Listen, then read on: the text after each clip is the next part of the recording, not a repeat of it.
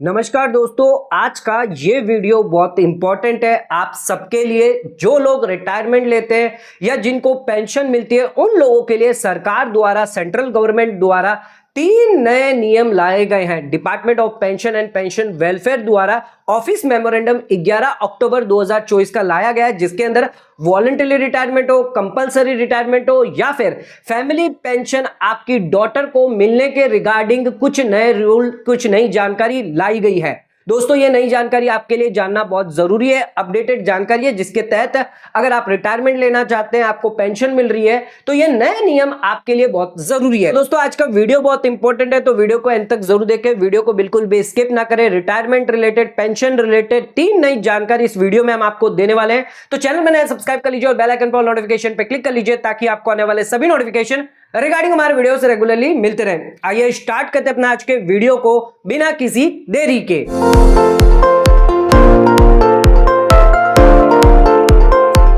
तो आइए स्टार्ट करते हैं अपना आज के वीडियो को और बात करते हैं अपने सबसे पहले नियम के बारे में जो बदलाव किया गया है।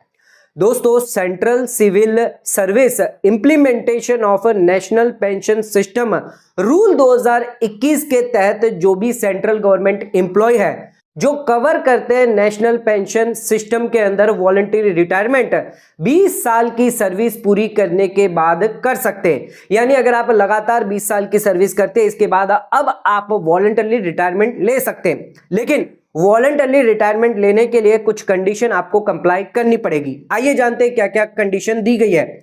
सबसे पहले, आप जो भी वॉलंटरी रिटायरमेंट लेना चाहते हैं 20 साल के बाद, अगर आप एक सरकारी यानी गवर्नमेंट सर्वेंट है, सेंट्रल गवर्नमेंट एम्प्लॉय है, तो उस केस में आप ले सकते हैं। ध्यान रखिएगा, आप कवर होने चाहिए एनपीएस के अंदर, यानी नेशनल पेंशन सिस्टम के अंदर कवर होने चाहिए। और आपको नोटिस देनी है, रिटर्न नोटिस देनी है, लिखकर देनी है। ध्यान रखिएगा, ये जो नोटिस आप देंगे 3 महीने पहले एटलीस्ट आपको देनी है जब से आप रिटायरमेंट लेना चाहते हैं। अगर मान के चले 31 मार्च 2025 को आपको रिटायरमेंट लेना है, तो उसके जनवरी से पहले दिसंबर, नवंबर कभी भी आप नोटिस दे सकते हैं। अगर आपका रिटायरमेंट अक्टूबर में खत्म हो रहा है तो नवंबर और दिसंबर 2 महीने आपके पास पीरियड है, उसमें आप रिटायरमेंट के लिए दे सकते हैं, यानी नोटिस आपको देनी होगी। अब ये जो नोटिस आपको देनी है वो अपॉइंटिंग अथॉरिटी जो है उसको देनी होगी। अपॉइंटिंग अथॉरिटी आपकी नोटिस को एक्सेप्ट करेगा।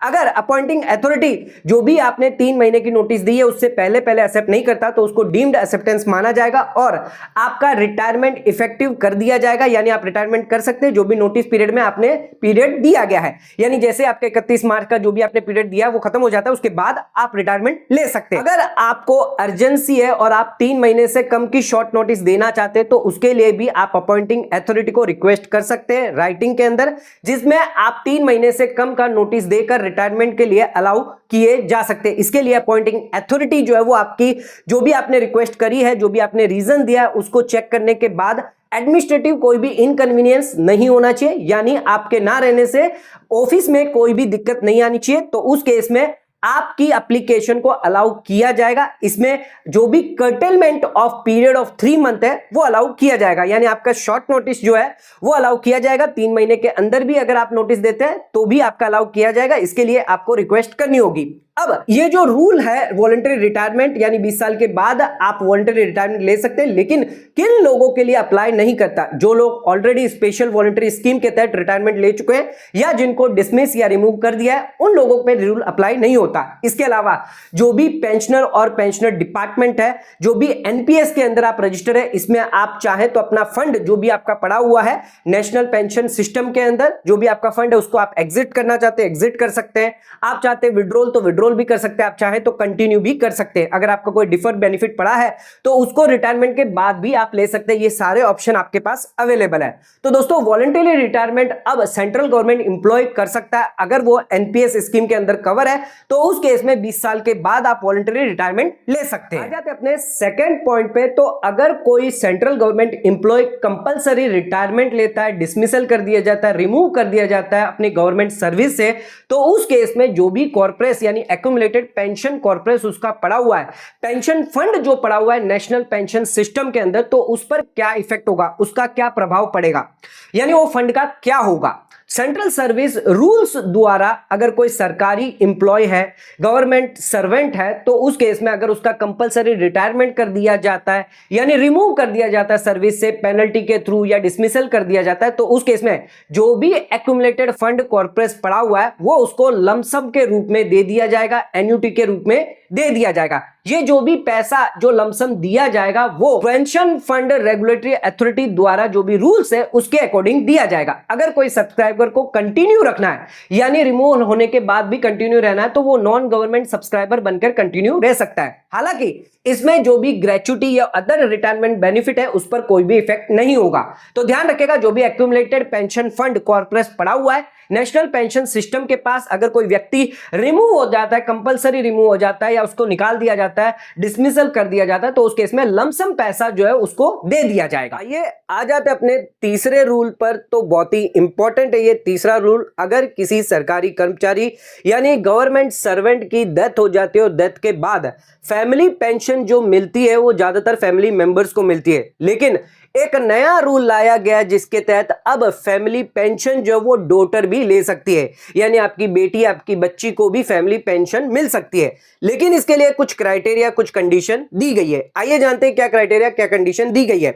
अगर कोई डॉटर जिसको फैमिली पेंशन मिलनी है एलिजिबल कब होगी, अगर वो डाइवोर्स है, विडो है यानी उसकी मैरिज नहीं हुई हो या वो अनमैरिड है, तो उस केस में वो फैमिली पेंशन रिसीव कर सकती है। उसको कोई एम्प्लॉयमेंट ना हो, फिजिकल मेंटल हेल्थ सही हो, डिसेबिलिटी ना हो और उसकी एज 25 साल से ज्यादा हो, चाहे वो अडॉप्टेड हो या फिर स्टेप डॉटर क्यों ना है, इन सभी को जो है फैमिली पेंशन जो वो अलाउ किया जाएगा।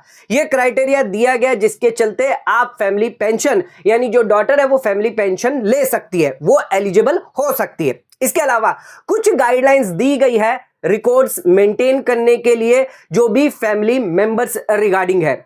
जब भी आप कोई भी गवर्नमेंट सर्वेंट है सर्विस ज्वाइन करता है या कमेंसमेंट करता है तब उसे मैंडेटरली अपने फैमिली मेंबर्स की डिटेल देनी होती है। उसकी जो भी स्पाउस है, उसके जो भी चिल्ड्रन है या फिर उसके जो भी पेरेंट्स है या कोई डिसेबल सिबलिंग्स है, तो उन सभी की डिटेल देनी होती है। ध्यान रखिएगा यहां पर फैमिली पेंशन की क्राइटेरिया अलग है और फैमिली मेंबर्स जो है वो क्राइटेरिया अलग है। तो यहां पर यह जरूरी नहीं है अगर कोई फैमिली मेंबर है तो उसे फैमिली पेंशन ही मिलेगी, ऐसा नहीं है। जो फैमिली मेंबर है उनको हो सकता है बाद में फैमिली पेंशन ना मिले, तो फैमिली पेंशन के लिए क्राइटेरिया अलग दिया गया। अब फैमिली मेंबर में अगर आपकी डॉटर आ जाती है जिसका नाम आप लिखवाते तो उस केस में आपकी डॉटर रिकॉग्नाइज हो जाएगी उस फैमिली रजिस्टर में। जो भी डिटेल जो भी फॉर्म आपने जमा किया है सरकार को गवर्नमेंट सर्विस द्वारा, वो नाम जो है उस फैमिली रजिस्टर में आ जाएगा। अब अगर एक बार डॉटर का नाम आ जाता है तो उस केस में उसको स्ट्रक ऑफ नहीं किया जा सकता, यानी उसे फैमिली मेंबर कंसीडर किया जाएगा। इर्रिस्पेक्टिव